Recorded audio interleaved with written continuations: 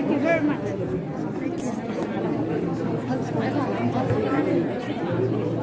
سعيد وكفري لكن رضوان لبئري وكتري رضوان كقرابة أو رقعها ويه لكن تدألها ما تشرتو سكت فاش كثير يعني ستيل واحد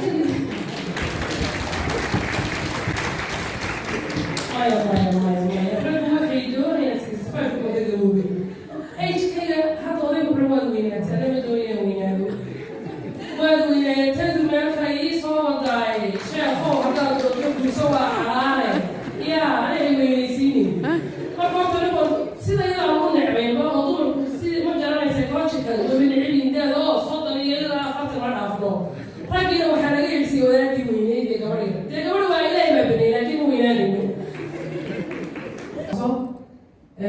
وحنا تعليم بسكيديو حكمة شيكستيديو سؤال كل شيء لما هذا الحنا كلا قبورين حق بعض لا كشرين وما بيحسي حاله حقوق الأمم حاشيها قرآن كيو وقتي حصوصتيو قلي ميس حركة والله حبيبته حق ويا الجور كيو الله حاكم حكومي قرآن كحقيقيو حديث كي روضته وقول الله بدي حقا حلال سبور سدين حرمية حقوق إيو حدكي حياة الإسلام حيسا وصي كرو حياة الخارجة حب بيكو ذاقيا حرب سبور ستين قيال سبشاتهين حلبة سكوليهين حقوق يكا الضمين حشو دي لسامنات حنانا عاشقو حماه وغرق ورقيو ولا قول لحيريو هذا الكاكي مسكح ضفرين قلبك دجيانيو حبيبي حبيبي قصوا قابلت حبيبي ودوري خصوصنا على حرفها وقتها والله يا تركيا نوحا كل شيء وفر بدن نهار الإسلامية وضد مريسو قف وينه وحقوق كانوا هذا الدقن هو ناكسن ودبأسن ومسحوا قشر وهي هاي ما يقولي لي يمين حاضر كيما يبنوية هاي مسوالة من قوريو كي كلامه كل شوية نرجع واحد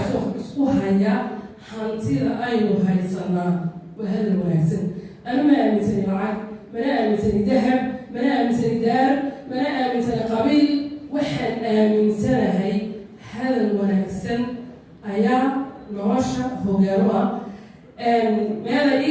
إيران سورنو وحن كلام ويا هذا إيران مركو ها هو ما شاء الله عاو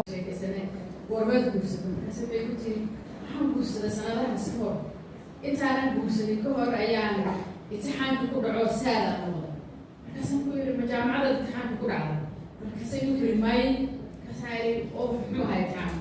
كسم يقول وضع كنا ما كل بوسدنا أي امتحان على كلام ويك امتحان على كلام دورنا امتحان على كلام هدي امتحان كسم يقول بس ويسو مو بوسدي سبحانه الله نقو ديارتي مو بوسد كرفاس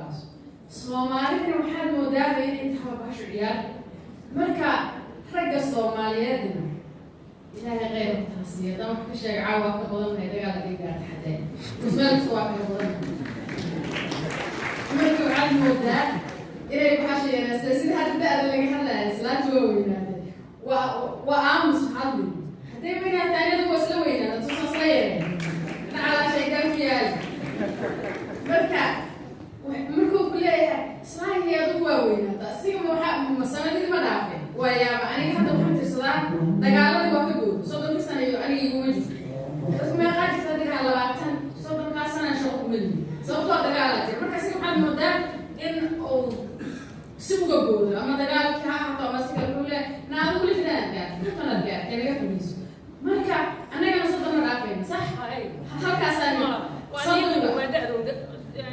that was number one. Ha. Still were young. Marka guurku ciyaar ma galo hooyooyinka waa ka mas'uul horta reeraha Soomaaliyeed waa ka mas'uul inuu guurku dhaqaaqo la'aanna waxa arkaysaa gabadha wiilka yar yar gabadha wiilka sabaha qudara hal raacsiyo isku boobsiin leeyahay ma aha wiilku gabadha ma dhaqi karaa gabadha wiilka ma dhaqi kartaa mas'uuliyadda waa in loo daayaa dhalinyarada mas'uuliyadda siya guriyahan inuu konsolka kula wareegaysanaya carruurtooda guriga loo raadiyo markay isku guursanayaan bariisa laga daayo wiilka iyo gabadhu waa baxday iyagoo mas-uula oo reerka mas-uula ay isguursadaan gacanta sasa loogu dhigo waana mahadsantihiin waxaan leeyahay soo dhawaada adiga qaabsan oo mahadsantahay جزاكم الله خيرا واحسن اليك حاجه موجوده يا ميكروفون وحنا يعني ترى سهل قرسان يعيد وعن هرمون الرادية جيت فيها مشوبيبة من لما هوس قال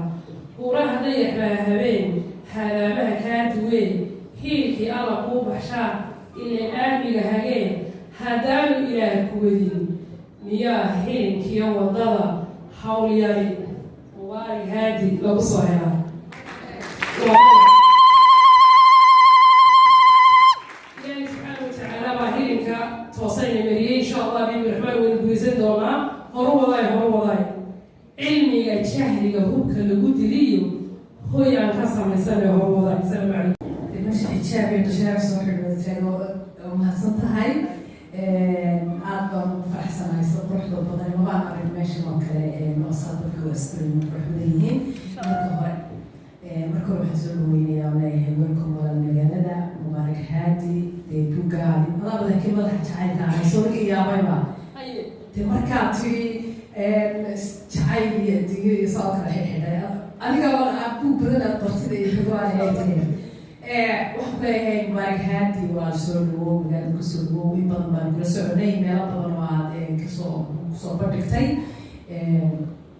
هذا حاجة عبدولي أنا كيسدينا حد كسر قلبي أصحابنا كفر دمان أبغى شرفت له كرامة له الموضوع كان ستري انتبه يدمينا المشى أو تبي مركا أو ما تنتهي تنسق بدنا نوسع أسنتي كل اللي حاول كانوا وحن ورئيسية يوحاسن يبيحي خطبة يبيحي تدك خطبتين هي تدك هم هي تدك سفر ويا لاي مرحلة يوارسل ولا محسنتين وانشوجا إن شاء الله وين السلام عليكم ورحمة الله وبركاته. رب اشرح لي صدري ويسر لي أمري واحلل عقدة من لساني يفقهوا قولي. أنا بارك السلام يا. حاكم صاحب فريستا.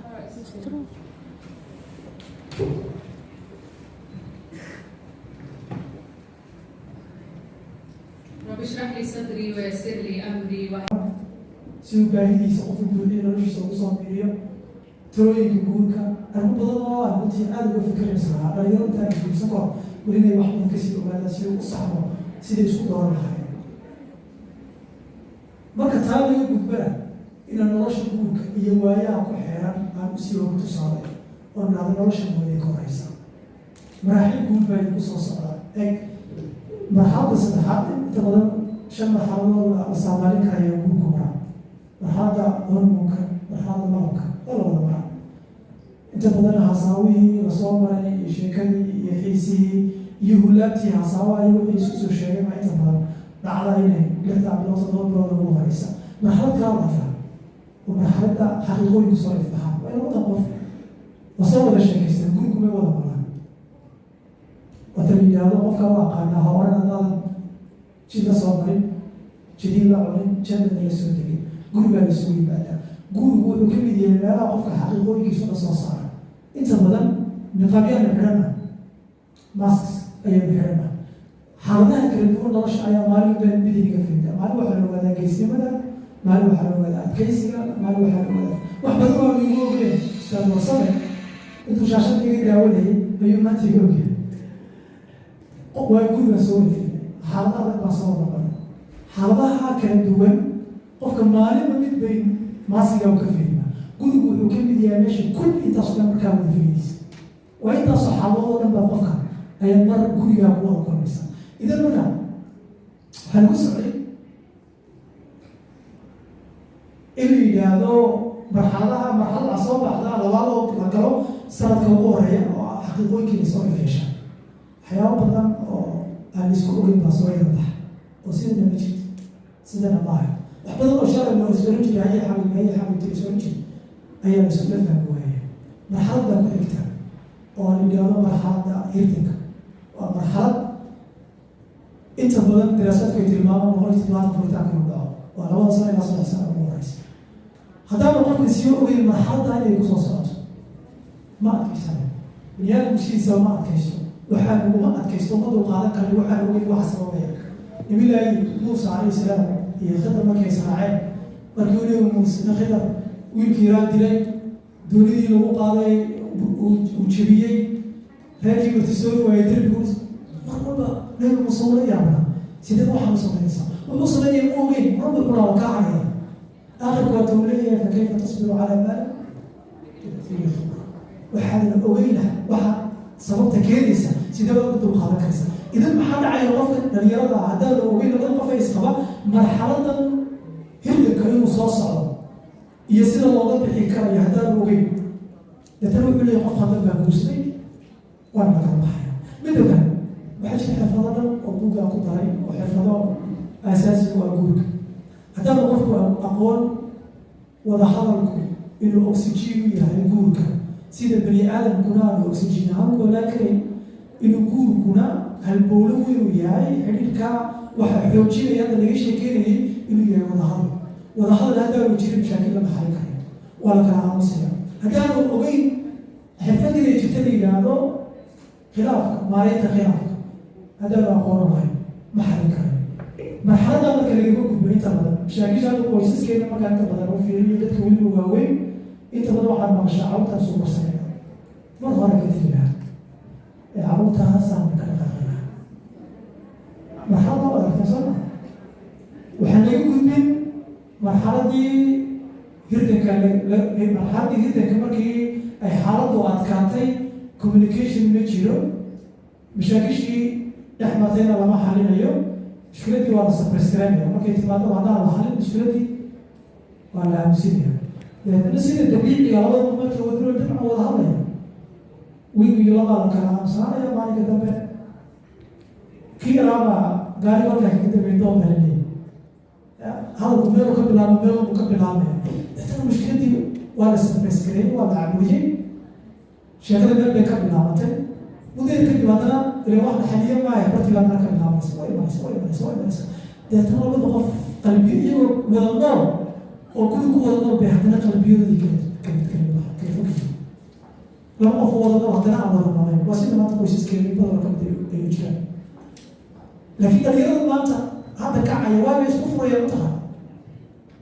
iyagu they very expressive dareenkooda cabaraya they have options gabadha waxbay baratay wiilku waxbuu baratay si fudud baa maanta loo kala tegi karaya annada nolol baa raadsanaa nolol raadso laakiin dadkeenu waaweynaa weli waa isku xidhayin waayo carruur baa nolol adag bay soo mareen meeshan baa la yimi dhaqaalo yar cashuur celintii waxbaa soo yara laabtay ama hagbadihii sidaada la sheegayay mid ka mida mashaakisha waaweyn bay ka mid tahay buugaan ku daray inkastoonan si runtii aan qiimo dhex gelin mislay muhiim weeyeen la barto sidii financial qoyskan waa mamlaka yar oo isa weeyaan sidee financial haddaan mushkiladaada dhaqaalaha maaha dakhligeedii soo gelay waa expense siduu u baxayo haddaan la xalin karin mashaakisha ka yimaadana khilaafu ka yimaadana aan la xalin karin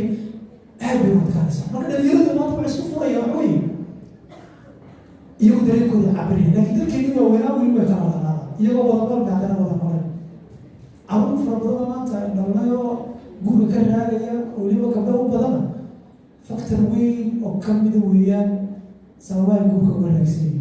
waayo waxay arkaa in badan oo kamid a hooyadii iyo aabihii oo wada nool oo haddana aan wada noleen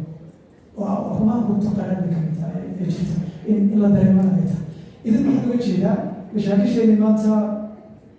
aad bay u baahsan yihiin sida nolosheena bay u ballaaratay ma wada garanaysaa ayay nolosheena mashaakisheena u ballaadeen sidii hore loo geli jiray maanta inaaf maaha sidii maa loo geli jiray inaaf maaha kuma qanci karan ilmaheen sidii beriga loo geli jiray ma korin barbaarideeda u fiirsataa waa taqliid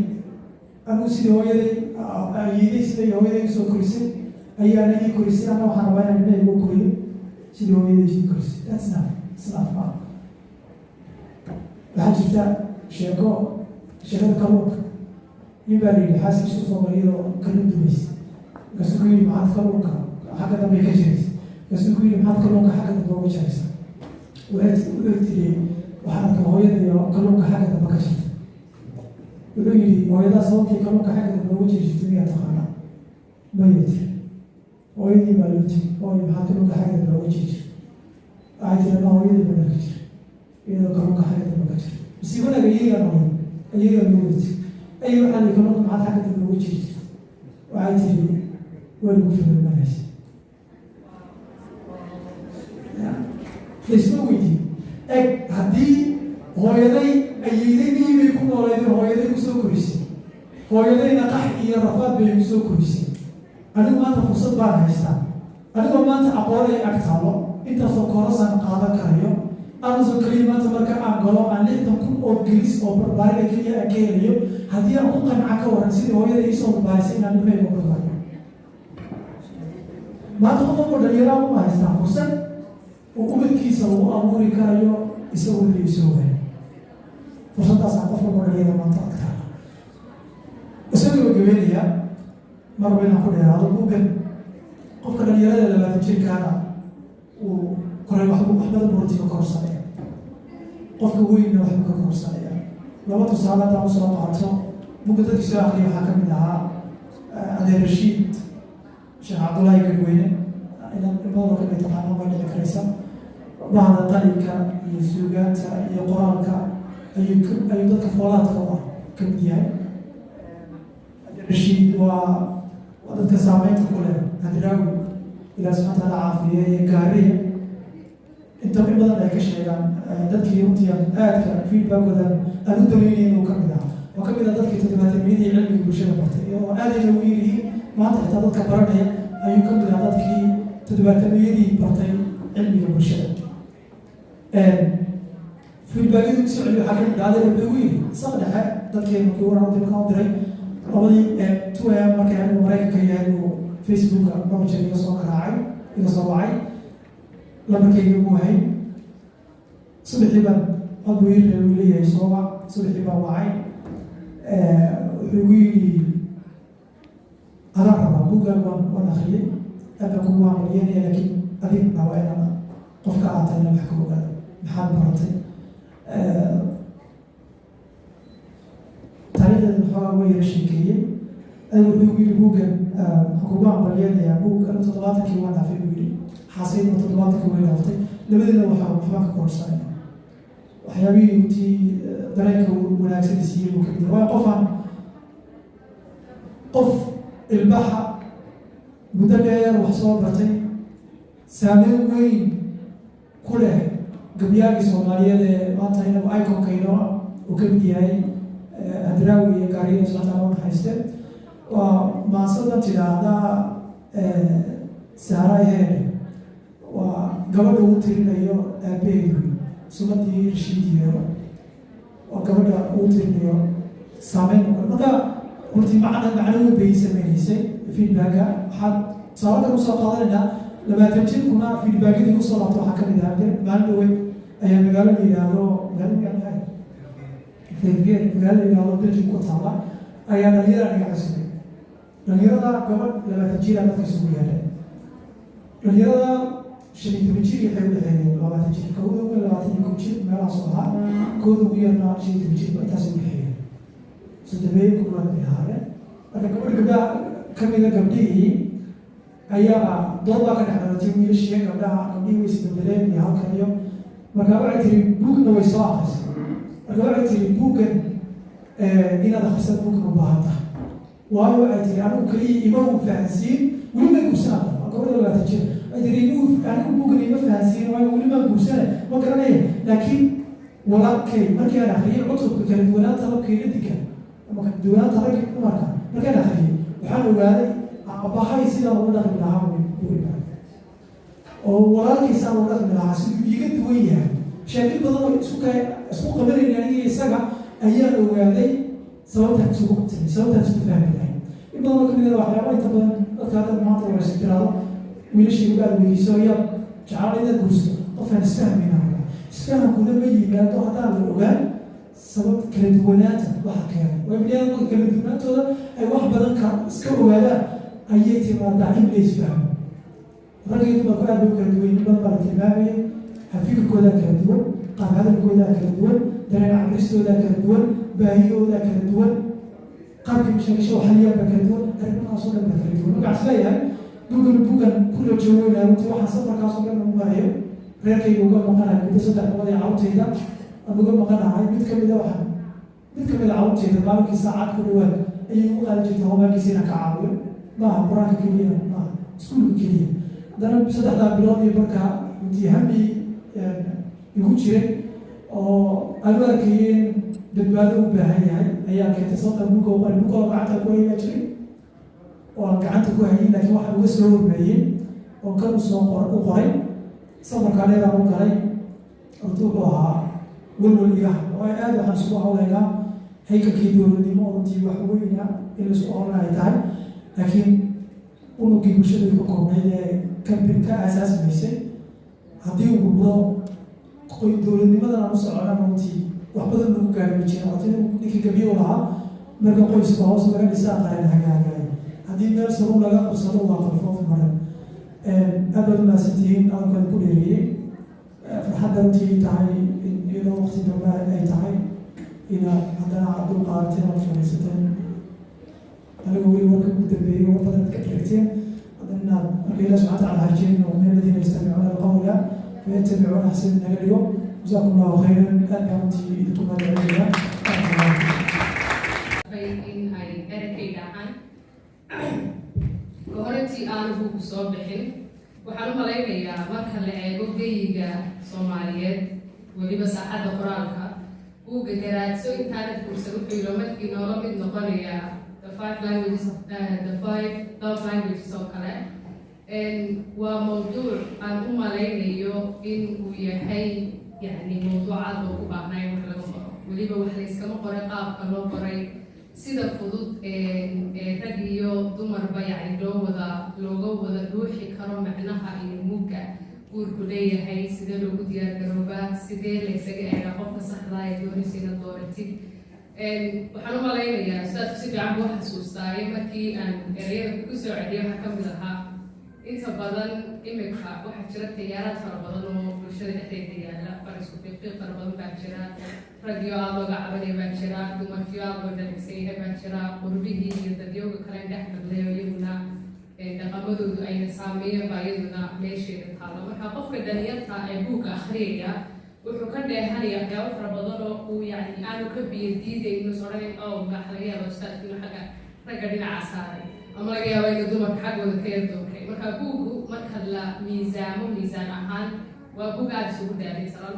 waa buug diiniyan hadday psychologically tahay hadday maskaxda tahay hadday arrimo fara badan oo dhalinyartu aanay ku dhiiranaynin dadka ka waaweyn inay wax ka weydiiyaan waxaa laga yaaba inad maalinta idin la sheekaysanaysa inayna hooyadeedu ima kale noolin hooyin intaasaan la sheekaysteen waxyaabahaasaan ku arkay maxay kula tahay because waxaad dareemaysaa in dhalinyarta weliba hablaha iyo hooyooyinka gaar fara badan uu jiro waan laga wada hadlay arrimahaasi arrimo aada loogu dhiirado ma aha ragii dooru isguursadaa waqti baa la isguursadaa waa kan shookaada sallallahu barik laakiin si cilmiyeysan isma weydiino guurku muxuu yahay maqaamkuu taagan yahay yancid wax ka weydiin karaa maxay baan kaga joogsan karaa qofka oo waxaa laga yaabo qofkii inuu garaadsado kadib markay troomadii ku dhacdo ama furniinkii ku dhaco ama dhibaata ay soo gaadho laakiin buuggeeni nasiib wanaag wuxuu kaa kaafinayaa nabaro fara badan oo laga yaabo inay kugu dhici lahaayeen wuxuu kaa hor istaagayaa biidnillah taroomo laga yaabo haddii aad cilmigeedan iminka aad akhrisatid oo dhaqan gelisid ood si waxa weeyaan wanaagsan u adeegsatid inay ku hagto oo ay ku hogaamiso wuxuu kaloo aan aada uga mahadnaqaya ustaadku inaanu dhalinyarto keliya buugga waxa weeyaan ku koobin ee hataa dadkii guursaday ee already processkan guurka ee gudaha kaga jiray inay arrintaasi ay caawinayso waxaan u malaynayaa waa buug ay ahayd bulshada Soomaaliyeed oo dhan intii dalkii marka laga yimaado isku gaadhay caawa anigu shakhsiya dadkii ku gaadhay baan ahay oo waxaan rajeynayay in intan labalaadkeedii saddexlaadkeedba ay kasoo qayb galaan laakiin because of wuxuu kusoo beegmay maalin la shaqaynayo iyo qabow iyo waxyaabo saasa credit kale ay tahay inay dumarku qaataan waxaa moodaa labalaba inay dumarku joogaan raggu joogaan hogaanka loo baahan yahay ee guurka ay heshiiyey garaynayaana waa rag markaa waan jeclaan lahaa labalaba intaa iminka wejiyadoodii muuqatay dhaashafe in ka badan inay muuqan lahayd waa buugii qof Soomaali qoro intaan ogahay capacity-ga ama saameynta intaa laga yeeshay because tuurkuu galay buuggaasi Somaliland, Soomaaliya, Puntland, meel kasta oo Soomaali ay degto buuggaani ilaahay baa fadligaas kale waa buug garaadkaaga spiritualitygaaga diintaada akhlaaqdaada fahamkaaga cilmi fara badan oo inaga kaydsana ama dad fara badan oo laga yaabo inay luqadda af carabiga aqoonin ama luqadda af ingiriisiga aanay ku hadlin inaga dacsoonaa kutubka ka kaafinaya garaato intaana guursan waan rajaynayaa qof kastaaba inuu si wanaagsan oo waqti isaga self-carekiisa ah intuu u fadhiisto uu akhriyo oo dhuuxo oo waxa weeyaan uu notes ka qaato oo ku dabaqo cilaaqada ama relationshipku markaa ku jiro ama guurka uu ku jiro si markaa faa'iidadiisa loo faa'iidada ugu badan uu qofku uga helo ustaad aad iyo aad baad u mahadsan tahay ilaaha ku sharfo ha ku karaameeyo waqtigaaga maskaxdaada aqoontaada waxaan u malaynayaa waa hantida ugu weyneed ummadda Soomaaliyeed ka shaqeeya buuggaas jazaaka allah khayr aad baad u mahadsantahay asalaamu calaykum السلام عليكم ورحمة الله وبركاته. وتمرك ولا إله ما استرى. تذكي إسقصوا هؤلاء يحاولون كسر قاعتي يونا بالمسلمين. وحكرهم عبد القيا وسود وينيا. اللي هو حمل عليه تذكي إنجليز كا لأنه باونين بعد الشهور وحيسوا في تذكي بدون شوية. على سود ومغار ودك UK وسود وين ينام هذا لما سود وين مسود هو كان قيمة على مستحيل يكون كيسي يوقت كمان وحوي وحاول ترك الشيء متصل عليه من أي كفاية يسجون وولي بقويس قويسكو قرانك يدين الإسلام كي حديثه سيدا هذا الشيء بورك وهو شرحات بدل وأيكم حسي نرش بن آدم كي يجوم كلا جمبه سو شيخ وأخيري وهكذا هذا نقيا أو هنتي مهد ويسكاله وإن حصول مرور رمضان أفكر هويو يقول تركيز مركي أفكار هويو la qoray ummadda Soomaaliyeed tiir ay weligeed aan ka tirtirmaynin kasta oo horumarkiisii uu istaagay intii dee qolahan iska dhaceen afka hooyana waxa weeye anigu waxaan leeyahay afka hooyana wuxuu ahaa anigu dadkii wax ku bartay baanu nahay marka afka hooyo oo lagaga boganayo buuggan oo filayo qurbaha kuwa ku dhashay inuu anfacayo kuwa gudaha joogaana waa badee waa iyagu waa Soomaali muxuu ahaytay Soomaali asliga wey marka hadalku iyo xikmadu waa intii la yiri soo dhaweyn iyo waan soo baxay iyo mahadnaqa inkasta oo Soomaalida weliba aan aad iyo aad u leeyahay dumar sidaa buugga iyo kasoo qaybgalkiisa aynu caawa ugu kala badannahay ayaynu reerka iyo tacabkiisa ugu kala badannahay taa ogaada iyadoo aan buugga haddana sidaynu hawshan uga soo qayb galay ama aynu u qiimeynayno baa jiritaanka ummadda Soomaaliyeed iyo qoyska Soomaaliyeed dumarku mar walba qaybtaa libaaxa ay ku joogaan bay howlaha inta kaloo dhanna ay qayb xaaj ku joogaan raguna mar walba waa intaa yare ooman halkaa joogtay marka dee wax badan oo kale oo laga hadli way jiraan marka waxaan aad iyo aad u mahadnaqayaa oo soo dhaweynayaa mar labaad iyo mar saddexaad gabdhuhuna inay qoraalka sameeyaan oo ay naga badsadaan oo iyagu ay dareenkooda kolle gabdho qorayaalo badan waa jiraan hadda way soo baxeen laakiin gabdhaha da'yar tahay inay qoraan Soomaaligii ugu horreeyey aan isdaado buugu qoray Nuruddin Faarax buu ahaa buugaagta noofalada iyo hadda mid buu soo saaray marka akhriskana waynu ku liidanaayay buugga hala akhriyo maalin dhexdaas uu buug soo bandhigayay wuxuu yiri Soomaalidu ma akhrida buu yiri wax qoran haddii ay bilaabaan ma dhameeyaan oo iyagu ku akhriyaya marka waxa weeye buuggan hal akhriya laga faa'iidaysto waana mahadsantihiin intaasaan kusoo koobaya رسول الله صلى الله عليه وسلم. السلام عليكم ورحمة الله وبركاته. حابين بنوضها هي أنا وقاضي أفكية يا أفضل أستاذ مبارك معلم كيا منتج كيا يصاحبك إمك واحد هذا وضع شغلي ومسافر ووضع كلامي صدق بلوغ صدق يسعى عشان الشعب أيام هذا وضع شغلي laga soo bilaabo 20kii August ilaa hadda waxaan wada safarnay in ka badan 25,000 oo kiiloomitir waxaan wada raacnay 20 diyaaradood waxaan wada raacnay 15 gaari waxaan wada raacnay laba train waxaan wada bandhig qaybo kala duwan oo nolosha ka mid run ahaantii mubaarak nolosheeda laba jeer wax buu ka bedelay hadda oo wada joognana wax badan korriimo badan iyo saro qaadis badan oo nolosheeda waan ka bartay intii hore uu barnaamijyadiisii inoo soo dii jirayna wax badan waan ka bartay barnaamijkiisii fikradiya buug iyo barnaamijkiisii weydiin iyo wacdin wax badan baan ka faa'iiday fikradihii nala wadaagi jiray buug badan oo kamid ah ayaan ficil u rogay ita nolosheeda wax badan bay ka bedeleen waxaan hadda ku qabanay magaaladii 25aad baan malaynayaa bandhiga ku qabanay muddo laga joogo 7 bilood 6 bilood ku dhawaad ayuu ustaad mubaarak ii sheegay inuu buugka soo saaray deeto markaan buuggii akhriyey arkay waxay noqotay inaan ustaadka aan isla qaadanay inaan la safro oon buuggan guri kasta iyo geed kasta oo Soomaaliya joogto aan gaarsiino run ahaantii wuxuu ustaadku ii sheegay in maanta ummadda keliya tahay ummadda Soomaaliyeed u badbaadsan ee u jira inuu yahay qoyskiina inuu maanta kusoo socdo dhibaatooyin fara badan run ahaantii dhan waynu la noolnahay dadkeena galbeedka ku nool oo waynu aragnay dhibaatada maanta qoyska haysata iyo kala tega iyo furiinka xaggu gaarsiisanaya waddankiina ku socdaa oo hadda in badan oo magaalooyin badan oo kamid uu ka socdaa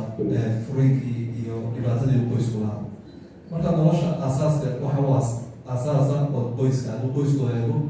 dhalinyaro badan oo naga luntay oo meelo badan naga luntay wayna hagaagaysa marka waxaan intaa aan safarkaa u guda jirnay iyo intaasoo magaalo oo Soomaaliyeed oo Soomaali deginta ayaanu u marnay inaanu guri kasta gaarsiino fariinta inaanu keliya ustaadku muu qorin buugga oo muurin okay buugaag badan waa la qoray laakiin wuxuu tamaniyey oo ku tamaniyey inuu guri kasta iyo gaarsiiyey arintaasna farxad weyn bay ii tahay meelo badan baan soo marnay habeeno badan baan soo dhaxnay jaamajiyo badan waxyaaba badan aan usoo marnay baa jirta alxamdulillah maanta inaan London ku qabanay insha allah haddii la yidhahdo wadamada kale ee Yurub iyo North America iyo dhammaan meel kastoo Soomaaliya joogto dadka Soomaalida aan ku hadlina Soomaaliga aan ku hadlina luqadda English iyo luqadaha kale ku hadlana insha allah haddii la yidhahdo sida qorshuu yahay inaan gaarsiino in buugga keliya taan qoraal lagu dayin laga dhigo practical in trainingna lagu bixiyo in sidii uu qofku macluumadaas ay u gaari kasta lagu gaarsiiyo aad baan ugu faraxsanahay farxad weyn bay tahay run ahaantii hadaf uu lahaa ustaad mubaarak una ka lahaa aragtidan farxad ay ahayd inaan qayb ka noqdo oon guri kasta iyo geed kasta aan gaarsiino aad baad umahadsantay ustaadi allah u sharfo aad baad umahadsantay asalaamu calaykum waraxmatullahi eri hore marka waxaa lihi gabadhuna xabadeeda iska haystaayo markay shanta ka dhabaadaan bay iyadu la soo baxdaa ninkii waxba haysa walaalka kaga qabata marka ninkii waana sheeka xigmad leh dhinacna waxaad oran kartaa ogaa yar cabsiis baa ku jira waxaan rajaynayaa qoraaga iyo buuggan iyo waxaasoo dhan sheekooyinka noocaasa inay aan meesha dagaal ahayn ay yani dawo ka noqon doonto marka hadda mikrofon waxaan ku wareejin doonaa dhinaca gabdhaha.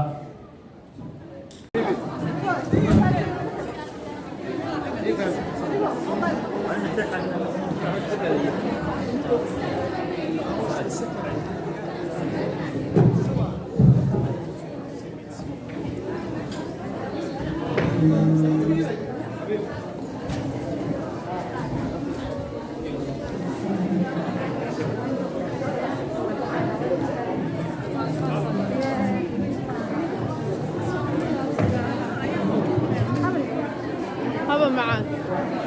ما يبي عنده والله يا ذا كذا والله يا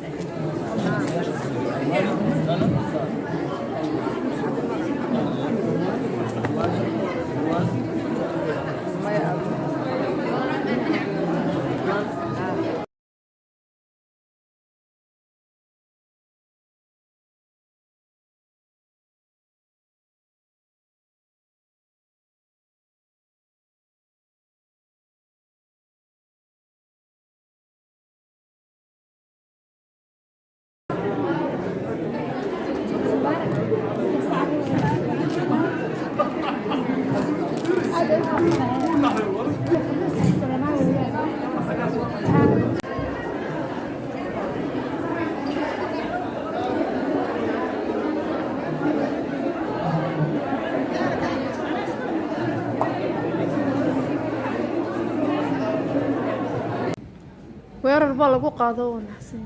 waayahay walaasantii waxaan u malaynayaa dood badan ka dhalatay arrinta ku saabsan hadalka laakiin horta waxa ku saabsan ma ahan fariinta meesha ay ku wajahan tahay qofka waxaa la rabaa inuu fahmo waxa laga hadlayo waxa ay tahay marka aniga waa aaminsanahay 65 sano inay weli yar tahay horta marka laga hadlayo marka marbar dhigno umadaha diyaar la noolahay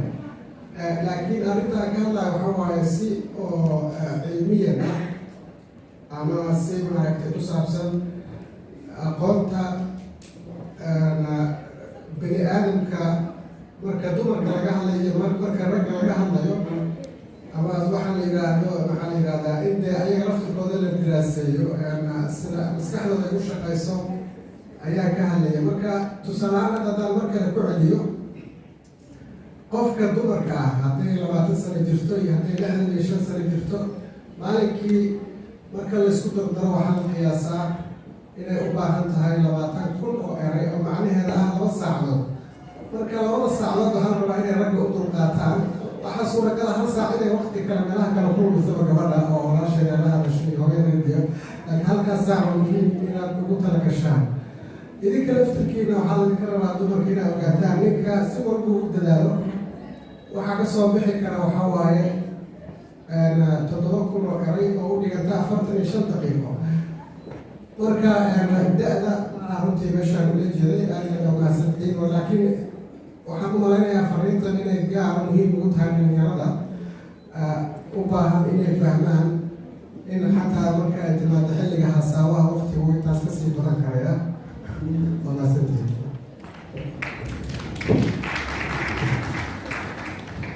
runtii gabagabadii waa qur-aankii aynu caawa sugaynay kelmadiisii. waxaan ka horeysiinayaa iclaan yar oo ah saxeixa buugga. qof kastoo buugga iibsaday halkan u soo mari doonaa miiskan takwiila soo galo qur-aanku saxiixi doonaa. waxaan hadda kusoo dhaweynayaa qur-aankeeda qaaliga ah ee buuggan garaadso intaadan guursan. mubaarak haadi mubaarak. بسم الله الرحمن الرحيم. الحمد لله رب العالمين وبه نستعين على امور الدنيا والدين. صلوات ربي وسلامه عليه وعلى اله واصحابه ومن تبعهم باحسان الى يوم الدين. الى معسكر اولا اكرم الرحمن بما العلم يا رضوان يا عبد سوق القابلين كل كم معنا dadku way baahan yahay waqti dambe weeye. anagu wadan reer maraykan nahay iyo meelahaan soo marin oo dhan waqti xiliyana la gaaro ma soo baran. dadaal fara badanna way hadleen mararka qaarkood. marka aad bay u adag tahay in hadalka dadka ugu dambeyso, haddana aad isku dayda inaad wax wanaagsan aad oran karayso. haddana waxaa isa saaraa culays kaloo ah in qofkii la sugayay inuu hadlo inaad igata warkiina waa laga soo dhamaysta. marka xaaladaasan ayaa ku suganahay. ridwaan iyo ustaad xamdi iyo warsame iyona runtii culays fara badan oo kale ay sii saareen. waan isleeyahay runtii malowda wanaagsan ilaah subxaana watacaala noo rumeeyo, gaabisiyadana haynoo dambi dhaafo. buugga garaadsintaada guursan runtii fikradiisa muddo 10 sano ayuu ila yaalay. 2011 bay ahayd markii aan maqaalkii ugu horreeyay qoray. isla xilliyadaaba 2011 bilowgiisii baa la daabacay. isla xilliyadaaba dareenka ama codsiga inuu buug ka dhigo waa la soo bandhigay, laakiin haddana way 2 sano u bareen lahaa beriga. waxa runtii ugu dhelinayana waxay ahayd baahiyadu waan qabay. dadka aadka waxa akhriyaan ahay mawduucanba wax ka akhriyey berigaas aan ugu horreysay inaan wax akhriyo. sidoo kale waqtigaan bilaabay inaan akhriyo barbaarinta wax ka akhriyo. weli marka ilaah subxana watacaala weligimanaan siin baahi marka anigu aan qabay oo raadinayay su-aalo badan oo isweydiinayay. waxaan waan rabay aan akhriyi lahaa kahor intii aan guursan ayay fikraddu markii hore ku bilaabatay. haddana markii aan bandhigay buuggaas aan qoraalkiiba bashkariyey dadku waxay codsan inaan buug ku bedelo. haddana way cuntin buud anigoo 2 sano reer leh oo markaa uu mawduuca wax ka akhriyay inaan u hormado buug dhanoo ummadda Soomaaliyeed ay akhriso iyo ciddii kale u gudbi karo gaari karayaba oo iyo cuntin buuday. 10 sano ku dhawaad fikradeedu way la tahay waxarinteedii waxbaarinteeda. laakiin arrimo dhow baa soo dedejiyey. arrimo dhow u tilmaamayay sabuursame markaad eegto ummaddana daalan noolahay dhulka reer galbeedka inta badan aan ku noolnahay wax fara badan oo horumar ay haystaan way la yihiin oo way jiraan. ay kamid tahay qoyska iyo siduu uga guursan yahay baad u garanaysaa. waa sababaan ilmeyna la cararay oo la aaday nolol muslima si ay ugu badbaadaan. qoysku aad buu uga burburay. sababtii ka burburisay meel walba maanta dunida way taala. dowladnimada casriga ee qaatay saameyn weyn bay ku leedahay. dowladnimo casriga keliya lama qaadan waxaa la qaatay system waxbarasho cusub oo casriya waxaa la qaatay dhaqaalo system dhaqaalo cusub oo casriya la qaatay teknolojiyada baa maanta gacmeena ku wada jirta noloshii ballaarnayd ee laga yaabo gaalkacyo iyo garowe marka inuu muddo dheer u socdo ayaa maanta waxyaaba halka ka dhacay 40 darajo wada gaaraya sida tognaanta waxa positive-ka ay dunidu wada saameynayso wada gaarayso ayay negative-ka wada gaaraysaa wixii reer galbeedka ka burburiyey qoyska ilaa eg baa inaguna saameynteeda ku soo socotaa sida dowladnimada casriga loo kala qaatay ee systemka bulshada u kala galay ayay saameynteeda taban negative-ka ugu kala socotaa ugu kala horumarsataa marka burburka qoyseed oo runtii ahaa wixii inoo bada qabay inuu inta badan waxay aada isugu hawlnaa shirarka loo qabtaa lasoo dhaweeyaa xildhibaanada dadka siyaasiyiinta waa wax runtii aan dareemayno waa nolosheena dhan baa siyaasada biyaha yare maanta u baahanaya siyaasadda ku jirta wax aada muhiima weyaan laakiin haddana waxaad arkaysaa dareemaysaa aada runtii igu muuqday usradii unugii koowaad ee fabrika bulshada ka samaysmaysay inuu burburku sii socdo waxay muuqatay dhalinyaradii labadii sane ugu dambeysay dhalinyaradii hareerayga joogay aan garanayay ay isguursadeen haddaan xisaab saxa maaha laakiin guryaad 60% waa kartay telefoonka every September waxaan malaynayaa iPhone-ada dadka haysta upgrade baa lagu sameeyaa telefoon cusub baa soo qaata mararka qaarkood waxaa laga yaabaa inuu 3 sano soo wada sheekaysanay in muddo yaroo 6 bilood ay ku kala tageen haddana waa mushkilo weyn weeyaan dadkii 30 sano isqabay hooyooyinka iyo aabayaasheen ayaa maanta mushkilo yaroo financial ku kala tegaya waxay ugu cusub weyn maaha mushkilad maanta odayaasha hore ay noo geli jiray ay geli karayaan inaaf ma aha maanta kuma filna wadaadadii mushkilaadka siday u geli jireen kuma filna waayo mashaakisha maanta la isku haysta mashaakil waaweyn intii aynu naqaanay nin balagaay muxuu yidhi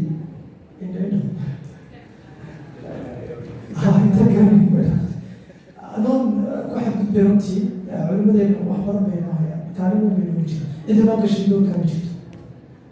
doorka hooyada ay bulshada soomaaliya u jirto mid la-eg bay hooyada ummadda weeyaan culimadana soomaaliya laakiin haddana mashaakisha maanta qoysaskeena haysta afar faatixa qaado wax ku hagaagaya maaha iska sabarna wax ku hagaagaya maaha mashaakilo weyn oo waaweyn baa bulshada ka jira oo u baahan in si psychological wadhow laga tilmaamayay in loo galo mushkiladaas runtii iyadana way muuqatay burbur fara badan baa ku socda wixiina wax meel ku akanaya maaho oo wax socda oo ilaa iyo dalkii 3 bilood sidii warsamo sheegayay ma dhaweyn 3 bilood koor baan xaafadeeda ka soo tegay deegaamada soomaaliyeed baan dhammaan marnay istanbul baan ka bilownay jigjiga dildha baan ayaan kasoo bilownay socod gaarigaan kasoo kaxaysana dildhabo ayaan jigjiga kasoo marnay booraba gabiley hargeysa burco berbera dhul saasaan u socday ilaa sacaabad garowe gaalkacyo ilaa waxaan ku tagnay boosaasankaas haddana gaalkacyo ku tagay waxaan isku day inaan gaarino ilaa iyo baydhabo gaarisaan tagnay sidaasaan u socday mashaakisha halkan ka jira kuwa lamida qoysiyad baa dalka ka jira marka waxaan sidoo kale dareensanahay in mushkiladan aan wahay mushkilad sharadii oran jiray reer galbeedku furin ku badan yahay waa mushkilad maanta bulshada dunida ku noolaa ay saameyn ku yeelatay buga markaa garaasiintaada guursan waa digriin marna waa aqoon mar waa digriinoo guurku muhiimadiisa aad baa runtii loosoo tilmaamay in labada qof mushkilaadka dad eegtaan faktor weyn oo kamid ah waxyaabaha maanta furiin keenaya oo hasaawida soo qaldan weeyaan inuu isbedel weyn baa nagu dhacay nolosha hareereyna ka socoto dhan waa dareemaysa sida isu bedelayso badan fara badan baan kasoo sheekaysa isbedel weyn baa socda inuu magaalo galka wuxuu nagu bilaabay taqriiban 7 sano ka hor ayaa bulshadeenu magaalada soo gashay berigii hore dadka waa la tababari jiray nolosha way ursanay way koobnay way baahsanay qof walba wuxuu guday wuxuu kalaa la yaqaanay waa la sii daraaci jiray gabadha waa la soo caabin jiray waa la diyaarin jiray nolosha qoyska oo nolol adag ahayd oo qarfaa oo nolol lamida maanta aanay ahayd wiilka waa la garanay maalinkuu yiri yahay shajirka ku yahay baa lagu bilaabi jiray mas-uuliyadii la saaro mas-uuliyadaasu loo kori jiray ilaa dii nolosha heer ka gaarayo guursanayo ilaa dii geedka uu soo fadhiisanayo garta u gelayo noloshii sidaa u dhisnay hadda waa laga soo haya nolol aynaan saameyn ku lahayn baynu soo dhex galno magaalooyinkiina lamayna qabsan qofka soomaaliga waa qof magaalo soo galay oo noloshiisii u yaqaani kasoo hayaa wuxuu samaysan jiray kasoo dhex baxay magaalo yimi magaaladii isagoo aan si fiican ula qabsan oo magaalo golki wakti bay qaadataa iska magaalo iskama noqon dal magaalo iskama noqdo naqaduul oo kale u yihahdaa jiilka bay qaadataa dadku inay isbedelaan magaalo inaguna markaan socono waxyaabaha dhalinyarada weydiinayna waxaa ka mid ah yaa hooyadii aabihii magaalo ku dhashay 99% waxaa dhici kari u badayd inay 3-4 qof kaliya gacanta markaa yidhaahdo yaa hooyadii aabihii ku dhasheena 99% inay dadku gacmaha tagaan marka jiilka anigu aan maybe ugu weynahay ama dhexdhexaadka waahay hadda si kala dhigo ayaa magaalo ku dhashay dad marka waxaan nahay magaalada ku cusub inagoo magaalo ku cusub ayaa dowladnimo casriga inoo keenay dowladnimadii casriga ahayd inagoo la qabsan ayay naga burburtay burburkii inagoo kasoo doogin oo weliaan dhaawiciisii kasoo kaba ayaa international mahay marka odag waxaan nahay sida dii loo dhigo qofku korriimadii caadiga ahayd ee dabiiciga ahayd uu marayay qof maalinka uu dhashay horey ka cararay baa nahay marka wax badan baa khaldamaya waxaan uga socdaa buuggadan waa digriino nolosha aynu naqaanay hasaawa wax badan kasoo qadamay hasaawo la garanayo hadafaysan qofka cid ula tashanayo allah mustacaan qofka la raadinayo ilmaa inta uu yaryahay baa xitaa lagu bilaabi jiray cidda uu gelayo hooyadii waxay kala dadaami jirtay iyadoo dhabtay u saaran tahay ayaa cidda uu ka kugsanayo dhagaha usi shigi jirtay garanaysaa haysi carruurtay la qaadi jirtay noloshaasaynu kasoo gurinamo magaalada nimin noloshii magaalada hasaawadeedii runtii hasaawo ma aha meeshiisii haysta ma aha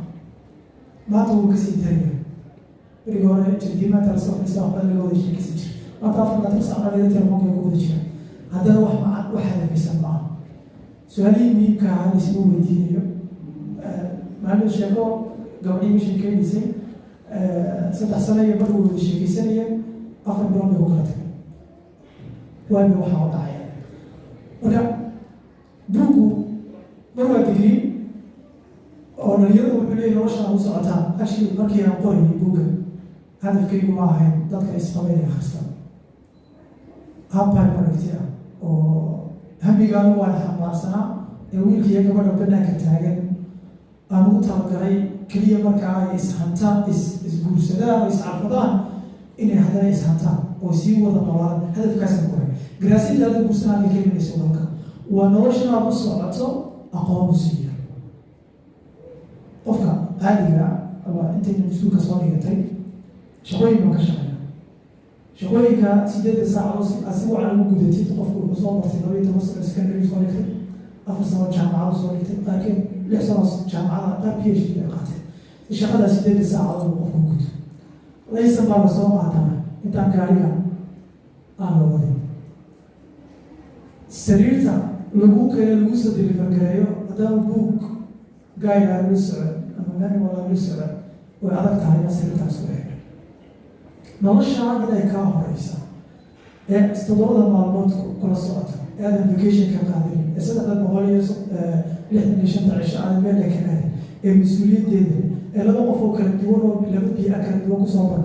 barbaarin kala duwan ku kala yimi bale xitaa saameyn mararka qaarkood 2 qof isfahankooda haddaanay ogeyn waxa saameyn xitaa ku yeeshay da'da meesha kaga jira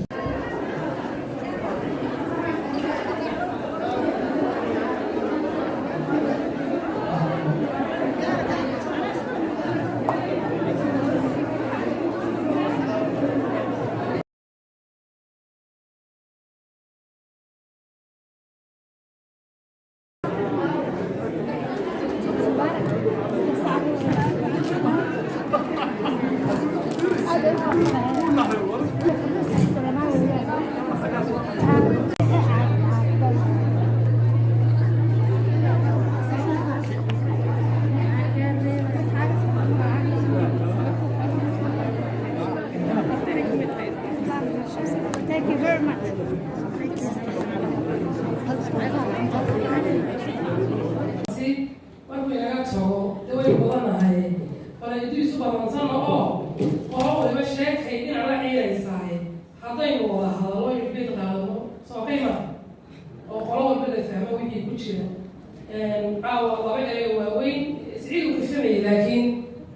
baan laba erey waaweyn ka tegay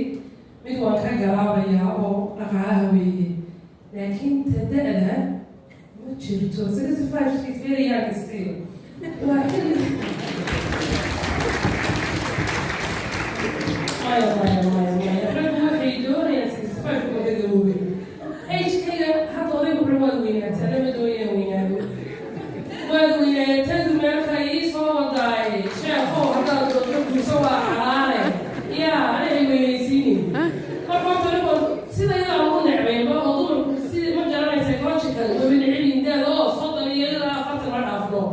raggiina waxaa laga helsiiye wadaadkii weyneyd iyo gabadhiga dee gabadhi waa ilaahay baa banay laakiin ma weynaanayno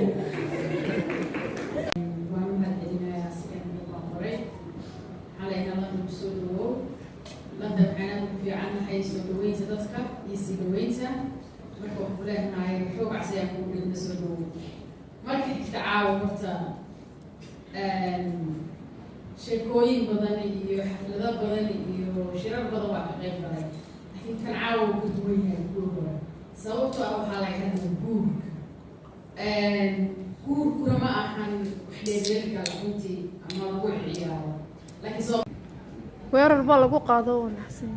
waayahay walaasantii waxaan u malaynayaa dood badan ka dhalatay arrinta ku saabsan hadalka laakiin horta da waxa ku saabsan ma ahan fariinta meesha ay ku wajahan tahay qofka waxaa la rabaa inuu fahmo waxa laga hadlayo waxa ay tahay marka aniga waa aaminsanahay 65 sano inay weli yar tahay runta marka laga hadlayo marka marbar dhigno umadaha diyaar la noolahay laakiin arrintaa ka hadlaya waxaa waaye si oo cilmiyan ah ama si maaragtay ku saabsan aqoonta bani aadamka marka dumarka laga hadlayo marka ragga laga hadlayo ama waxaa la yidhaahdo maxaa la yidhahdaa in dee ayaga laftirkooda la diraaseeyo sida maskaxdooda ay u shaqayso ayaa ka hadlaya marka tusaale-aan haddaan mar kale ku celiyo qofka dumarka ah hadday 20 sano jirto iyo hadday 65 sano jirto maalinkii marka laysku dardaro waxaa la qiyaasaa inay u baahan tahay 20,000 oo eray oo macnaheeda ah 2 saacadood marka 2 saacadood waxaa la rabaa inay ragga u dulqaataan waxaa suuragal ah 1 saac inay waqti kale meelaha kale ku lumisaba gabadha oo walaasheeda la hadashay hooyadeediyo laakiin halkaas saac waa muhiim inaad ugu tala gashaan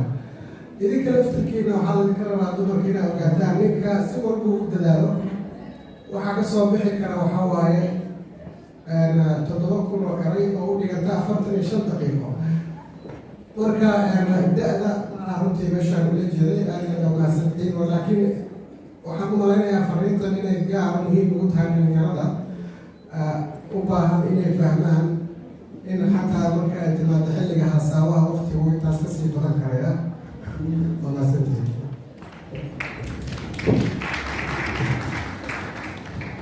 runtii gabagabadii waa qur-aankii aynu caawa sugaynay kelmadiisii waxaan ka horeysiinayaa iclaan yar oo ah saxeixa buugga qof kastoo buugga iibsaday halkan u soo mari doonaa miiskan takwiila soo galo qor-aanku saxiixi doonaa waxaan hadda kusoo dhaweynayaa qor-aankeeda qaaliga ah ee buuggan garaadso intaadan guursan mubaarak haadi mubaarak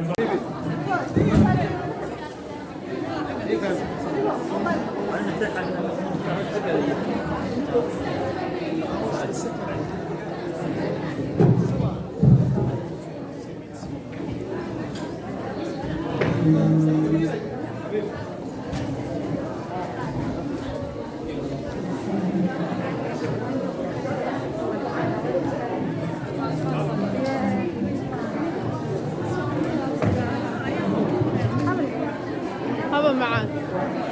ma ii fiican tahay walaal adan ka daawan doona wixii noo duubay